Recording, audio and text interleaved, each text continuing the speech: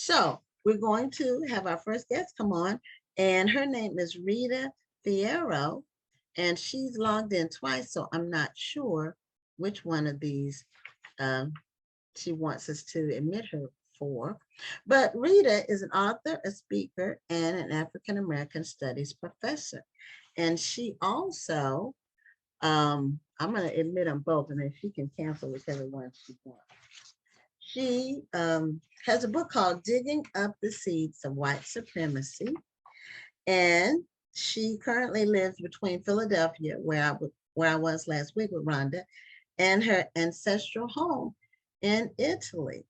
So we're excited to have Dr. Rita on the show to talk about her book and to talk about her journey to being having a doctorate in African American studies, what led her to that, and then talking about her book. So, Dr. Rita, welcome to Black Authors Matter TV. Hi, thank you for having me. It's an honor to be here. You're welcome. So, first, tell us about your book. It just came out, it looks like May 25th, so it's a new book. And it's called Digging Up the Seeds of White Supremacy. And just what made you decide to write the book? And what do you use as your foundation for the information that's in the book?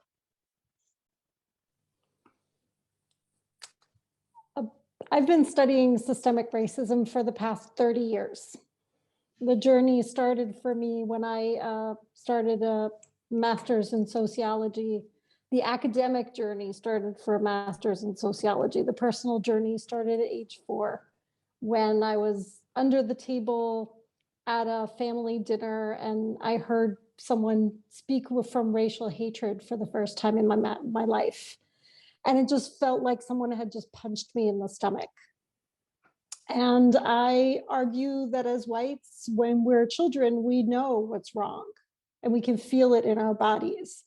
But somehow we are educated and taught to stop feeling. And although this had been a lifetime commitment for me, when George Floyd was murdered 2 years ago, I kind of felt like I had been cut at my knees, not because I was surprised by the outcome, but because unfortunately we've seen so many other Black lives ended prematurely because of the impact of systemic racism and in particular of policing. But what made it earth-shattering for me is that I felt like if I who had been learning for 30 years about systemic racism and wasn't surprised, didn't have really a platform to speak on or a way to actually make a difference and have things change, then had I wasted my whole life by just reading books and studying books. And then suddenly I started noticing this conversation shifting away from personal racism and more towards systemic racism. And in particular, the young folk talk about dismantling white supremacy in our systems. And what I noticed is that the way the conversation was happening had me just really terrified for our young folk. Because what I thought that I saw was a whole generation feeling like they wanted to fight an enemy that I didn't feel they actually knew. And so I wrote the book with the intent of mapping out the system and how the way all the different systems are connected. It does an overview of 10 different systems. So criminal justice, family law, legal, so the legal perspective, and then health, education, immigration, social services, child welfare, mental health. So it maps out 10 different systems and how they're all connected and how the history shows us how systems not only have perpetuated oppression, but they also adapt over time so that the more we try to change them, the more they stay the same. And it's designed as a manual for the next generation that's going to have to ask itself even tougher questions maybe than we have, to be able to pick it up and not have to study 30 years, but actually pick up from kind of where I'm leaving off, which is know your enemy, know what you're fighting, and know that the enemy is designed to break you down and burn you out. So take care of yourself in the process, because the struggle is long. Okay, when you were 4 years old and you heard some words that um, were impactful, were you in the United States or were you in Italy? I was in the United States. I was Okay. born and raised in the Bronx. Yeah, my Oh, parents okay. decided to move to Italy when I was older. But my Oh, first 10 years, I was in the Bronx. Yes. oh, okay, okay. And was this like over a family dinner or something, like conversation, just Yep. candid, normally just conversational situation where people are just normally talking and then the words just come out naturally. Unfortunately, yes, it was the 80s. So it was a conversation against affirmative action. And there was a person at the dinner table who was white and was claiming that the person of color had been promoted above them. And my mother, who has always been a truth teller, just looked them straight in the eye and said, "But you don't have a college education. So if you wanted to make or have a career, you needed to have a college education. This has nothing to do with race." And I just remember the back and forth there between the two. Okay, that's interesting that you should say that because what is known widely in Black professional settings or among Black professionals is normally we have to be overqualified for most positions in corporate and in academia or in nonprofits or government. Normally, excuse me, we have to be overqualified. So Absolutely. often people have said that now I've been self-employed for many years. So what I tell people, because of that, I haven't dealt with direct racism in the workplace because I was doing the hiring. I had white people working for me. When I was hiring people, I stopped doing it because I needed to move to a different phase of my life. But that's one benefit of being self-employed is that there's other racism, but I really haven't had from clients, I haven't had that that I know of. I guess if they were, they wouldn't have used my services. So, so, Yeah. but I know that this problem has been a problem from day one. What we were freed and laws were changed, but you still can't necessarily change attitudes and people's perceptions and people's willingness to take direction. Because if you can be promoted to a position, but if the people that you're in charge of won't accept your direction, then you can't succeed at even managing people. Yes, and I would add that the system adapted in a way to stay racist after the 60s in a way that we can't hold it accountable. So the laws that were passed allow us to hold accountable two people who discriminate against folks of color in the same office under the same circumstances. So what's always been tricky since the 60s and 70s is proving, right? Like there have been lots of blind studies, there have been lots of advocacy work around doing like a housing advocate, going with as close as a profile as possible as a person of color and noticing housing discrimination, right? So it's hard to prove, but not impossible. Hard, but not impossible. Yet if we look at how our systems shifted, I argue, and I mentioned this in the book, that if we look at our systems, there is a separate system to handle folks who are poor, and there's a separate system to handle folks who are middle class or rich.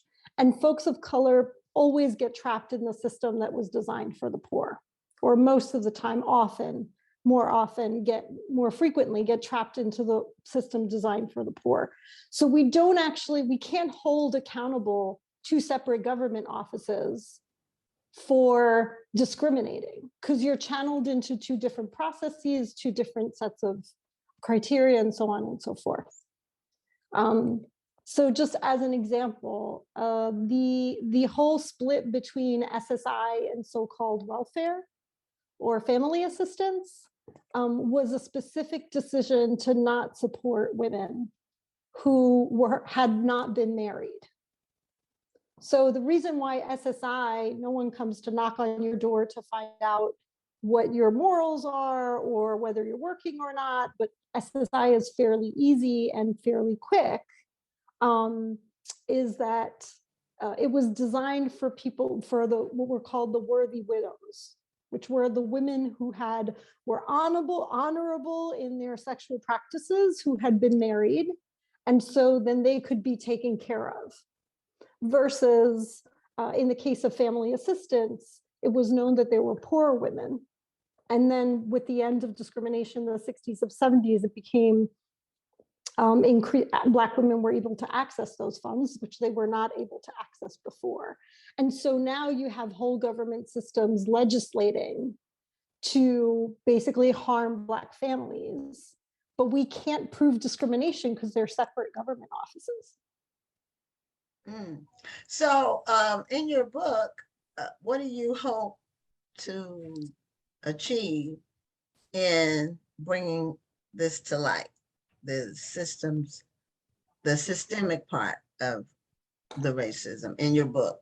And that's my first question. What do you hope to do? What do you hope your book does? And then my second question is, what has been the response to your book so far? So what I hope the book to do is a few things. So one is, I think oftentimes when we do the big picture thinking, we get very overwhelmed. And by we, I mean in particular progressives.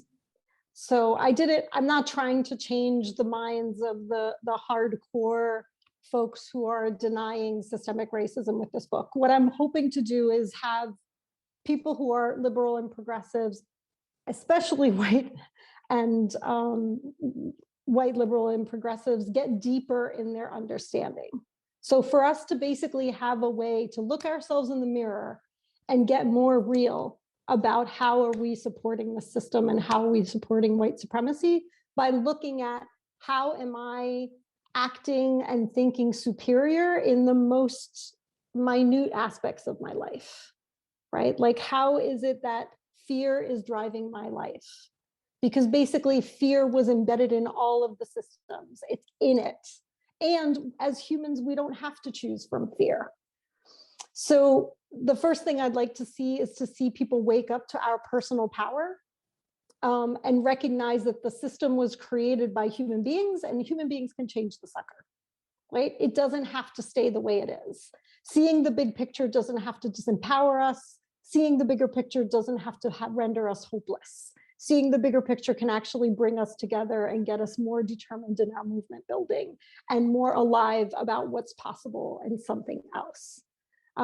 Second is that we get really clear as human beings in general, and I say whites a lot because I'm white, so I try to stay in my lane because I know there are plenty of folks who are working in the Black community and other folks of color to undo the work there. But we have to get really clear about how we've drank the Kool-Aid, right? Like, we believe that we are powerless and we believe that there's no other way. And we believe that the system is the only way. And by doing that, we actually reinforce it. So we can, if we shift our personal work and we shift beyond fear in our personal work, we can also shift beyond fear in our movement building, in our collective work. And the system will necessarily shift if we do that. So one quick analogy before I shift. Okay. The analogy I use is a tree, where systems are basically branches of the same tree. And I argue that when we talk about changing systems, we're talking about branches, but we haven't really dealt with the trunk and the roots. So a 600-year-old tree or 550-year-old tree is there because it's been nourished. So the soil is bringing nutrients to it. You can try to cut out one branch at a time, which for A 500+ year old tree takes a really, really long time. Or if you change the nutrients in the soil, it will just die. So if we shift our culture and the ways in which superiority and competition and so-called professionalism and scarcity are ruling our society, the tree will have to die. It has no other option. Okay, now, how has the response been to your book? It's been extremely positive. I mean, of course, I have Trump supporters in my life, because we all do. Like I have some people who are right-wingers who have had a real big issue around the word white supremacy and using the word white supremacy, but haven't actually read it and probably won't. But for the most part, the people who have been reading it, who are the ones the book was designed to talk to, which are liberals and progressives that are ready to take their activism and take their work to the next level, it's been extremely positive. Mainly because what people are saying is that it allows a connection between the personal work and the historical work in a way that really allows it to come together. And it allows us to see the design of the whole thing. So for the folks who were surprised after the death of George Floyd about how cruel the system is, it's an eye-opener as to, no, it was actually designed to this. It's not broken. It's never been broken. It was designed, unfortunately, to dehumanize. And unless we shift those core principles of our society and the core principles of how we operate, it will continue to operate that way. Okay, now our viewers want to see the cover of the book. Do you have it with you? Right here. Yay. Okay. Okay, so you have some digging up roots. So you have the picture is I guess it's like a metaphor, but not really even a metaphor, because you're actually digging up roots. And what plant is that? Is that a particular plant? It is, but I had it blurred out so that it wouldn't be a particular plant intentionally. Okay. But I think originally, I'm trying to remember what it was. Was it? I think it was like some type of turnip originally, and I didn't want it to be a specific. Okay, you don't want to be specific. So it's got its lines a little blurred here. Yeah. Okay. Now I have another question, and this is the question that I've always had for people who are white that talk about white supremacy. And my question is, what is the advantage or incentive for white people to give up their advantage? Love that's this question. The thing. There's not, I mean, if you have an advantage in anything, it can be, in this particular case, is economics or political, or the whole system. But if you have an advantage, you have a built-in advantage. You have an advantage by design in a particular system. Then what is your motivation? Not you, but in general, for doing something different? Because then you won't have an advantage, and so why would you do that? I love this question. Okay.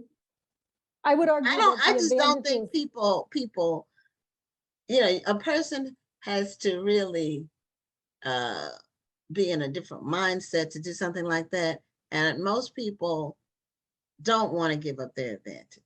So how can we correct it?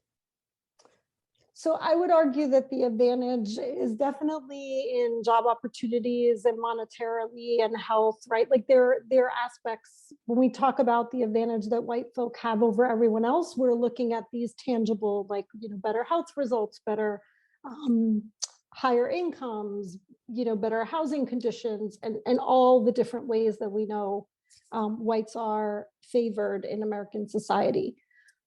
I would argue that racism doesn't just hurt folks of color, but that it's hurting white folks as well, and that white folks are dying at similar rates. So when I look at white supremacy, what I would say that it's doing to white folk is that an example.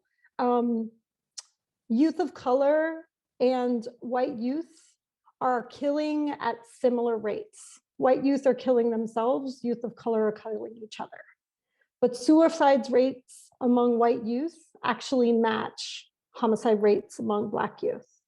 If we look at the rates at which mental health issues are increasing, if we look at the instances of heart attacks among white men, to me, what white supremacy is doing is it puts white folk in a constant, and I'm not immune from this, I have to check myself around it all the time. It makes life for us about performance because we have to prove that we're superior. And our experience in our families is that if we don't perform, we're not loved.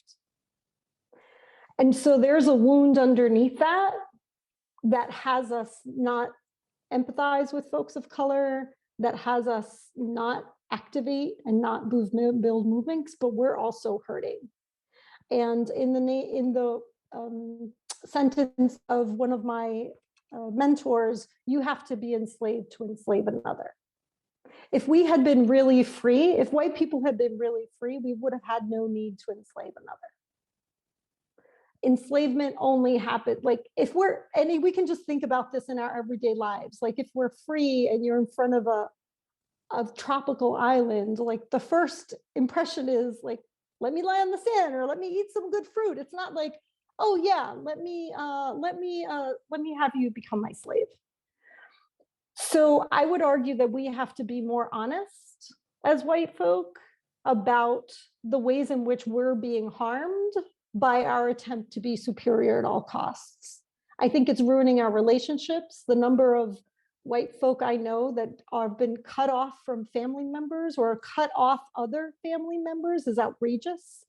We know we don't have a sense of community. We walk in the world believing that we can do it all alone, and sooner or later that will come to bite you. We may have more money, but I don't think we have a better quality of life.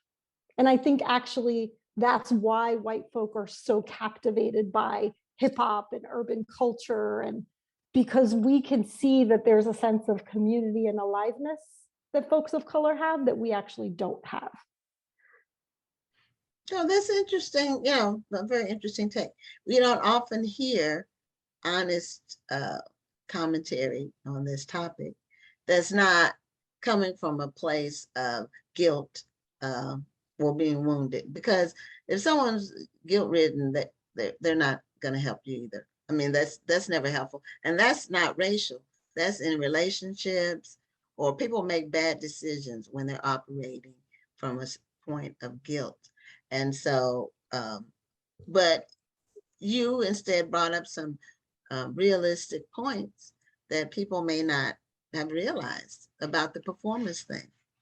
You're the first person that I've heard express that in such a way that it makes sense. So that's much appreciated. Now, I wanted to welcome our co-host to the show. I guess her meeting let out sooner than she thought. So she's on the show. Welcome, Dr. Rhonda. I told them that we were in Philadelphia last week. And Rita, our guest, she lives in Philadelphia. So I don't know if you knew about the convention of the Zeta Phi Beta sorority last week in Philadelphia, Rita, but there were thousands of Zetas there. And I'm not a Zeta, but I'm there selling my books. So it was a lot going on. I'm sure you saw that blue and white around the city. And Dr. Pam Perry was telling me that you guys have been doing this for 20 years. So you're creating an institution here. I honor that. It takes something to have continuity over 20 years. Well, this show is just 2 years old.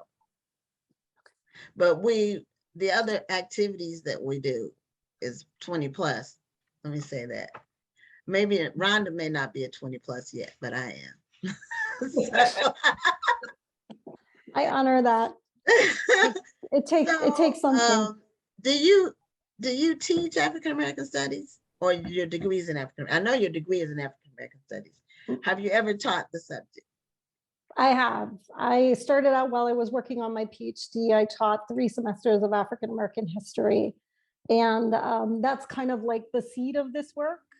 Because although it kind of came together as a labor of love that was very intense and very relatively quick, because I've taught history in the past, it was really rooted in the buildup and the understanding of learning African American history from the perspective of African American authors, right? So in fact, if you read the book, it's really kind of based on the Du Boisian approach and Paula Giddens and just all the phenomenal Black scholars who have been analyzing systemic racism, naming it and criticizing it, critiquing it, and I would also say detecting it, right? Like really in many different subtle ways over centuries.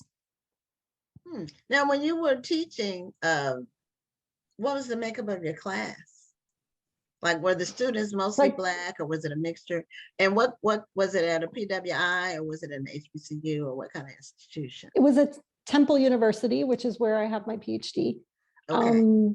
And I had diverse classes. I would say about a predominantly African American, probably either depending on the class in the year, I would say either 3/4 African American or half and half, like half African American and Latino and half white. Okay. Now I have one final question, unless Rhonda has a question. Do you have any questions? No, I'm just listening. I didn't want to jump in the middle. Oh, okay. It was something in your bio that I mean, you come from a long line of traditional healers. Talk about that. Yeah.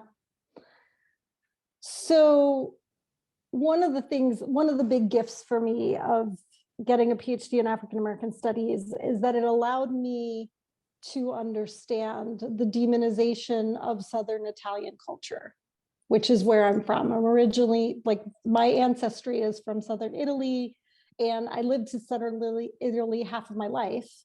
But because I moved from the Bronx, New York, super cool Bronx, to small town Italy, I really hated it here.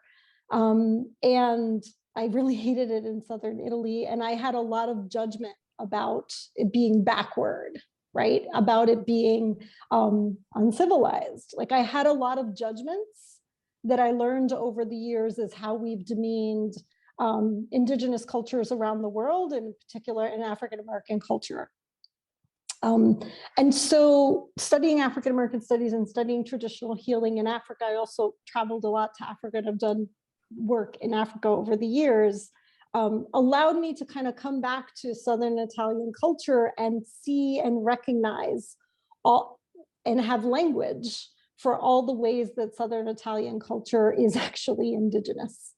And so there's a long line of traditional healers in Southern Italy that were called witches, and the networks of those traditional healers were destroyed through the witch hunts of Italy. I'm from a place called Benevento that has the same reputation of Salem in the United States. It's known to be the town of witches because it was a place where traditional healers from all around Europe would gather once a year. And there was a confluence from the Celts from the north, and those who worshipped Isis. Benevento has three temples to Isis, or in the antique world had 3 temples to Isis. And one of the theories is that these were priestesses of Isis who outlived Christianity, and then Christianity demonized as witches. And my grandparents practiced a kind of traditional healing that was called enchanting. It's a combination of ritual and prayers, very joined with Christianity, very deeply connected to their Christian tradition, but also that hinted to something else, like also that hinted to a tradition that's probably a lot even more ancient than Christianity on this land. And so that sensitized me to healing in general, was in particular my relationship with my grandmother. Okay. Well, we're at the end of our time. I opened a topic that we could have spent another 30 minutes on. Right. You opened a can of worms with that one. You did. But if you can show your book cover again, to let people know The book is called Digging Up the Seeds of White Supremacy. It's by Dr. Rita Esfiero. Is that the correct pronunciation? And That's correct. she has a PhD in African American Studies, and she studies and researches this topic, and she's giving us a lot of food for thought. So thank you for being a guest on Black Authors Matter TV, and continued success with letting people know, spreading the word, opening eyes, opening hearts on this topic. Thank you for having me. It was a real honor. Okay, you're welcome.